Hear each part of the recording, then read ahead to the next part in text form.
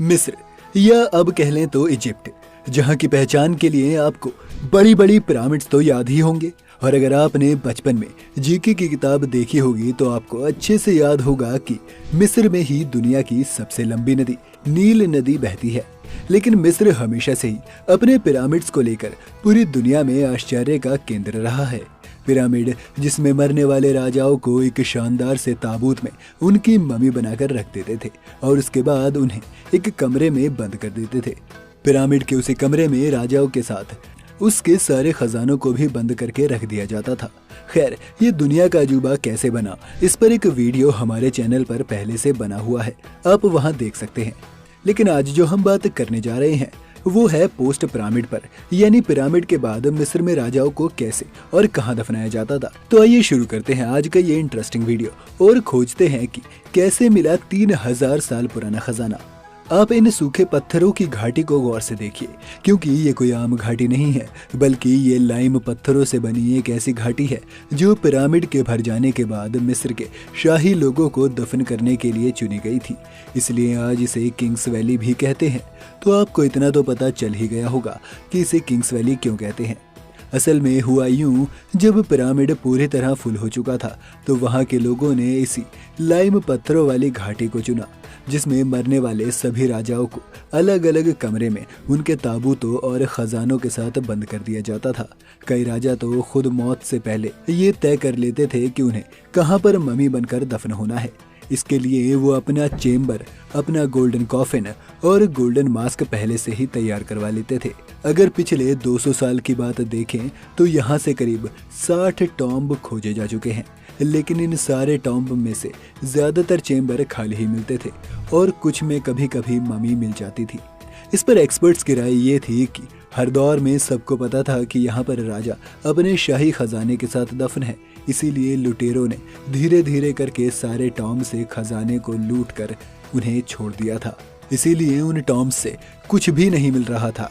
लेकिन तभी 1920 में कुछ ऐसा हुआ जिसकी कल्पना भी किसी ने नहीं की थी। जी हाँ, ब्रिटिश आर्कियोलॉजिस्ट हॉबर्ट कार्टर उसी समय किंग्स वैली में कुछ खुदाई का काम कर रहे थे। तभी उन्होंने जो देखा वो उस वैली में सबसे अलग और सबसे जुदा था। उन्हें सीढ़ियों जैसा कुछ नजर आया, जिसके आसपास सफाई करने के बाद उन्हें जो मिला वो काफी चौंकाने वाला था। वो सीढ़ियाँ असल में पहाड़ के अंदर की तरफ जा रही थी। ऐसा कुछ दिखाई पड़ने पर हॉबर्ट से रहा नहीं गया और उन्होंने एक पूरी टीम लगाकर वहां से सावधानी के साथ खुदाई करवानी शुरू कर दी। जैसे जैसे खुदाई नीचे जाने लगी, लोगों के दिलों की धड़कनें बढ़ने लगी और जैसे ही खुदाई खत्म हुई और लोग सीढ़ियों से नीचे पहुंचे तो उनकी आंखें खुली की खुली रह गईं। उन्होंने उस घाटी के बीचों बीच एक और टॉम्ब ढूंढ निकाला, जिसके एंट्रेंस को करीब 3000 साल पहले पत्थरों से बंद कर दिया गया था। हॉबर्ट जब एंट्रेंस पर लगे पत्थरों को हटाकर उसके अंदर गए तो उसके सामने था बेशुमार खजाना। हर तरफ सैकड़ों किस्म के खजाने को देखने पर हॉबर्ट के साथ उसकी पूरी टीम को ही झटका सा लग गया था। इन खजानों के अलावा भी उन्हें एक चेम्बर और दिखा, जिसमें एक गोल्डन कॉफिन में किसी राजा की मम्मी को रखा गया था। आप खजाने की मात्रा का अंदाजा इस बात से लगा सकते हैं कि मात्र वो कॉफिन ही 90 किलो के सोने से बना हुआ था। इसके अलावा उस टॉम्ब की दीवारों पर जो पेंटिंग्स बनी हुई थी उनका रंग भी इतना चमकदार था कि वो बिल्कुल नई जैसी लग रही थी। हॉबर्ट की इस डिस्कवरी के बाद पूरी दुनिया के आर्कियोलॉजिस्ट हैरान रह गए थे और अब दुनिया भर के रिसर्चर्स ने इस टॉम्ब पर काम करना शुरू कर दिया था। अब उस टॉम्ब को लेकर जो सवाल थे वो ये थे कि आखिर ये किस राजा का टॉम्ब है और दीवार पर बनी ये पेंटिंग्स क्या कहना चाहती हैं। साथ ही लोगों के मन में ये बात भी थी कि जब सारे टॉम्ब से लुटेरों ने लूट लिए थे तो आखिर ये टॉम्ब कैसे बच गया। इन्हीं सब सवालों के जवाब ढूंढने में सब लग गए थे। सबसे पहले तो मिली हुई बॉडी का डीएनए टेस्ट करने पर यह पता चला कि ये बॉडी किसी 18 साल के राजा की बॉडी है। अब जब उस राजा के डीएनए को टॉम्ब से मिली बाकी मम्मियों के साथ मिलाकर देखा गया तो उस राजा और राजा के माँ और बाप का भी पता चल गया, जिसे उसी टॉम्ब के आसपास वाली टॉम्ब में दफनाया गया था। इतनी जानकारी के आधार पर यह तो पता चल गया कि ये राजा कोई और नहीं बल्कि तुतनखामुन है, जो करीब अपने पिता की मौत के बाद 8 साल की उम्र में ही राजा बना और 10 साल बाद यानी 18 साल की उम्र में उसकी मौत हो गई।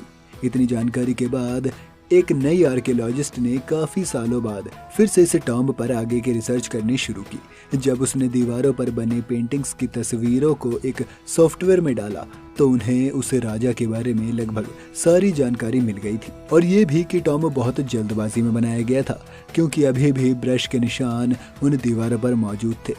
क्योंकि उस जमाने में राजा बहुत पहले ही अपने टॉम्ब बनवा लेते थे, तो आश्चर्य की बात तो ये थी कि आखिर इस राजा की कब्र को इतनी जल्दी में क्यों बनाया गया। इसके बाद बॉडी का एक बार और जब डीएनए टेस्ट किया गया तो जो बात सामने आई वो काफी दर्दनाक थी, क्योंकि जो राजा 8 साल की उम्र में ही राजगद्दी पर बैठ गया था, असल में वो बैठने लायक ही नहीं था। जी हाँ, उस बच्चे की रीढ़ की हड्डी लगभग खराब हो चुकी थी, उसका बायां पैर भी काम नहीं करता था, इसलिए वो कभी भी गिर जाता था। फिर भी किसी तरह उसने 10 साल राज किया, लेकिन तमाम तरह की बीमारियों ने 18 साल की उम्र में एक दिन उसकी अचानक जान ले ली।